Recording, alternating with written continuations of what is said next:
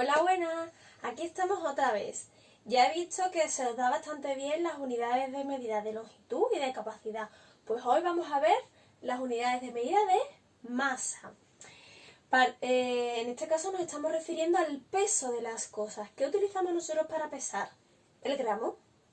Igualmente, pues tenemos unas medidas para cuando queremos ver el peso de cosas que son más pequeñas que el gramo. Y tenemos, igual que con las unidades de longitud y de capacidad, pues tenemos el decigramo, el centigramo y el miligramo. Igualmente, cuando queremos ver el peso de cosas o elementos que sean mucho mayores que el gramo, pues tenemos el decagramo, el hectogramo y el kilogramo.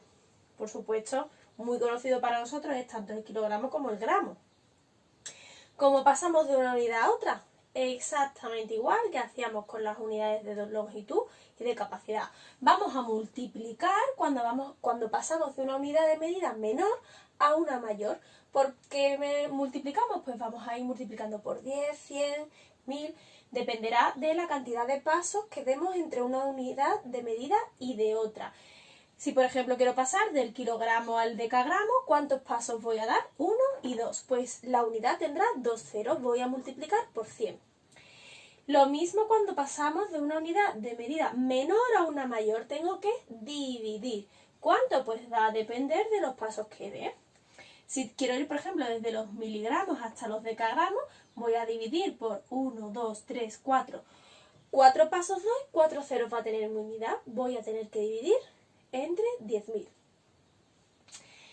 Bueno, esto ya lo controláis de las otras unidades de medida, solamente tenemos que aprendernos cuáles son la familia de las unidades de medida de masa, partiendo siempre desde el gramo, las unidades mayores y las menores.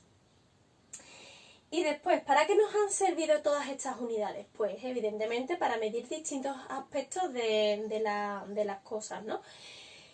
¿Y de qué va a depender la unidad que yo elija? Pues de lo que yo vaya a medir. Por ejemplo, en el caso de las unidades de longitud, pues no va a ser lo mismo medir la distancia entre ciudades que, por ejemplo, un libro. ¿Qué utilizaré para medir la distancia entre las ciudades? Evidentemente, el kilómetro, ya que son distancias muy grandes y si no tendría que utilizar serían unas cifras muy grandes.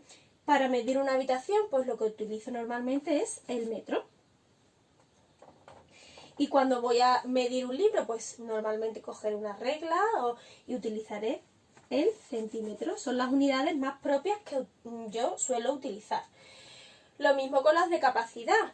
¿Qué va a depender? Pues la capacidad del elemento que yo vaya a medir. Si quiero saber la capacidad de una botella o de una garrafa de agua, lo normal es que utilicemos ¿qué?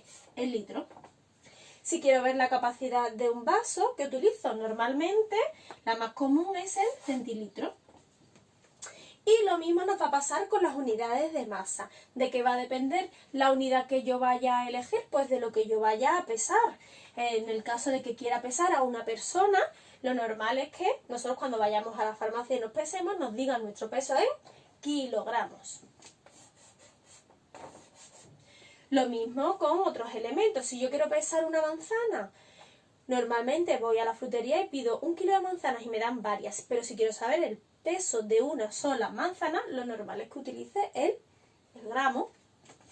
Y si es algo mucho más pequeño, con un peso muchísimo menor, como puede ser, por ejemplo, un insecto, que utilizaré, pues algo muy, muy, muy pequeño, mucho más pequeño que el gramo, que utilizaré, pues evidentemente el miligramo. Va a depender la que yo elija para pesar del elemento al que yo vaya a pesar. Bueno, pues nada, pues ya solamente queda que practiquéis en casa el pasar de una unidad de medida de masa a otra, que seguro que os va a resultar muy fácil porque ya lo habéis hecho con las de longitud y la de capacidad. Y os he preparado para el próximo día un juego para ver si habéis cogido bien cómo se usan las unidades de medida. Pues nada, un saludo y hasta otro día.